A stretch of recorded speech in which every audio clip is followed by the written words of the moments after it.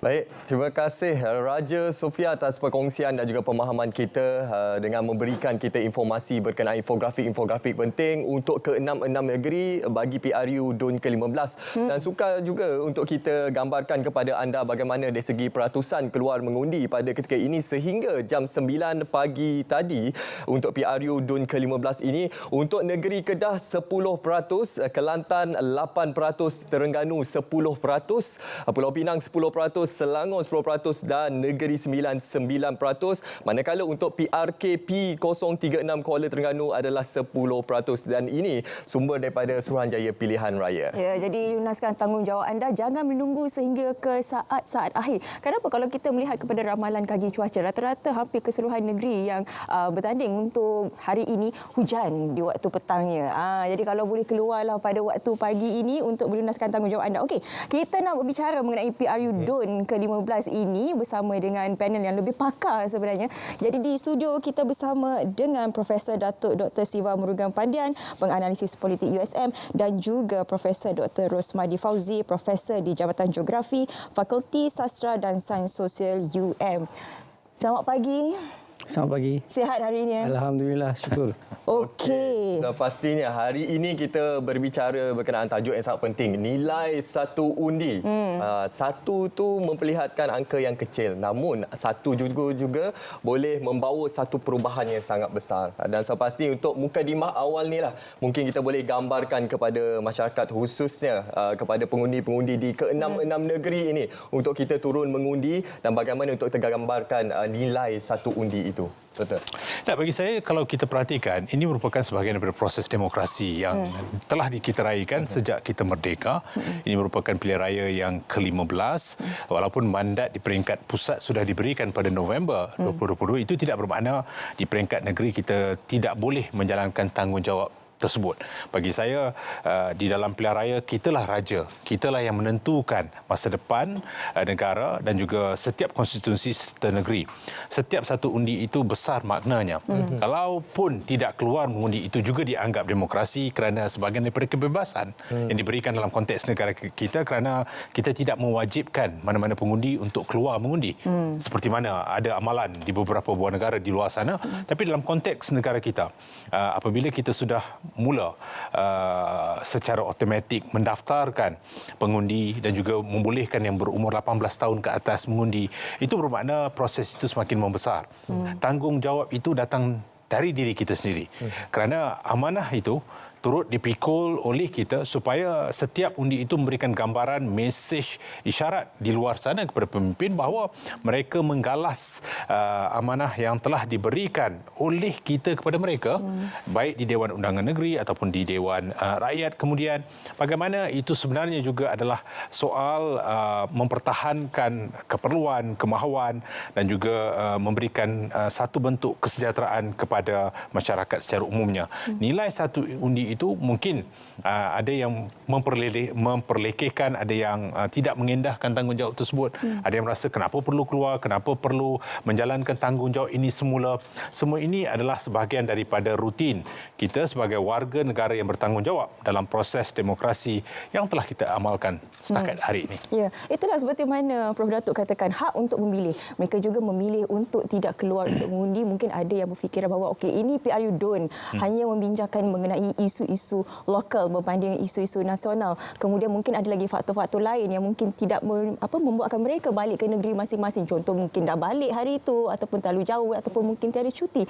Tapi benda ini akan memberi impak kepada negeri tersebut, kepada negeri masing-masing. Saya nak bertanya kepada Prof. Doktor sebenarnya suhu dan juga bacaannya, sebab kalau kita lihat di Lembah Kelang ini, di Selangor khususnya, mungkin ya pacakan bendera itu tidaklah sehebat sewaktu PRU 15. Bagaimana, Doktor?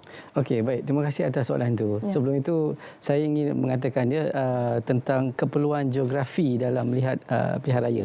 Soalan itu sangat-sangat bagus kerana ada elemen geografi di situ. Kenapa saya menyebut geografi? Seperti yang telah diperkenalkan tadi, saya daripada Jabatan Geografi dan kita ada khusus tentang kajian-kajian kita jalankan. Kalau kita lihat pada hari ini tentang corak pengundian, dah berbeza daripada dulu hingga sekarang. Kerana dulu kalau kita tengok dari segi geografinya, terutamanya di kawasan luar bandar, faktor poster, faktor bendera, kempen tu sangat meriah. Tetapi kalau kita bercakap tentang di bandar, kita ada teknologi yang semakin berkembang pada hari ini, dan kita dapat lihat juga pada hari ini dari segi kempen kurang mendapat sambutan kerana kita ada media sosial tadi yang sangat hebat digunakan oleh pengundi untuk mendapatkan maklumat. Jadi dalam konteks corak pengundian ini kita akan lihat ada perbezaan di antara 6 negeri ini, terutamanya daripada Kedah, Pantai Timur, Kelantan dan Terengganu. Begitu juga Pulau Pinang, Selangor dan Negeri Sembilan dianggap negeri yang berada di pantai barat. Ini yang penting harus kita lihat dan kaji dari segi pattern ini, terutama juga kalau kita nak bercakap tentang tumpuan pengundi muda. Mungkin akan dibincangkan dengan lebih lanjut nanti, di manakah lokasi pengundi-pengundi ini berada, kerana mereka ini merupakan faktor penentu dalam melihat corak dan mungkin keputusan pengundian pada hari ini. Ya. Prof. Datuk mungkin ada nak tambah? Ya, bagi saya melihat begini ya, bila kita bandingkan dari segi demografi, geografi, sudah pasti kita tidak boleh menggunakan satu pendekatan untuk memahami pola gelagat dalam kalangan pengundi. Setiap pengundi ada kategorinya. Pengundi muda, dewasa, warga emas, pengundi luar bandar, pengundi bandar. Apatah lagi hari ini sudah mempunyai kecenderungan ke arah politik kelas bawahan, pertengahan dan juga kelas atasan. Apabila tarikh dipilih pada 12 Ogos, dia berada di tengah-tengah. Ada sebahagian merasa khawatir untuk balik. Mana nak dapat belanja untuk pulang. Ada sebahagian merasakan itu juga memberikan satu bebanan kepada mereka.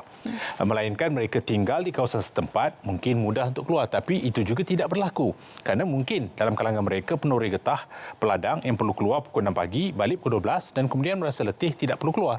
Ada beberapa faktor psikologi yang perlu diambil kira bila kita melihat kepada peratusan yang nak keluar mengundi ini. Kalau kita bandingkan ataupun menjadikan nota kaki rujukan pada tahun 2018 dalam pilihan raya umum hampir 83% keluar. Kemudian November 2022 73%, 10% keluar menurun. Dalam pilihan raya negeri di Johor, Melaka, Sabah, Sarawak, ia menurun. Ada yang mencecah sampai 55%, tak pun sampai pada 70%.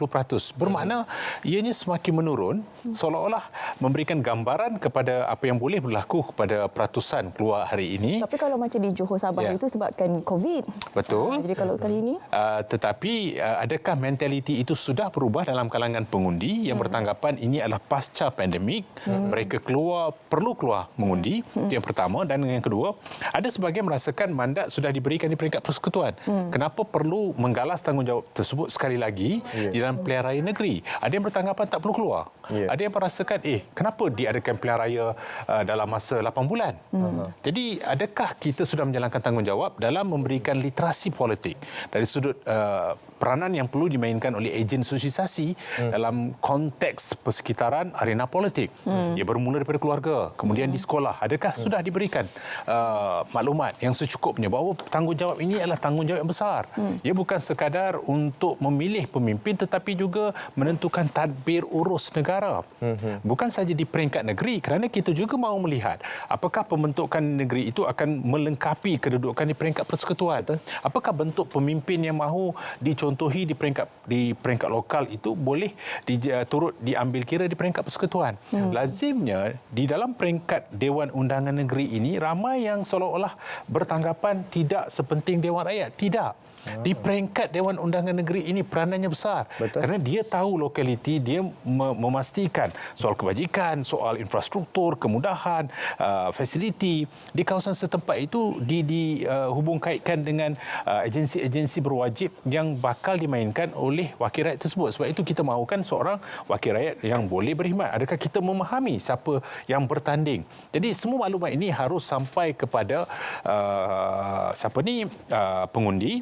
Walaupun alam maya, media sosial menjadi tumpuan, saya percaya tidak boleh diketepikan peranan jentera perayu undi yang sepatutnya telah memainkan peranan selama 14 hari memastikan pengundi ini keluar. Pengundi pun ada banyak kategorinya. Ada pengundi putih, ada yang dinamakan kelabu, ada yang hitam. Putih ini tegalah, dia akan sokong sesiapa saja asalkan daripada parti yang disuka.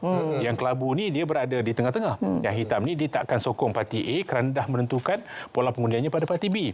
Dan dalam konteks ini, kita lihat lihat hari ini afiliasi kepada politik kepartian semakin menurun, terhakis.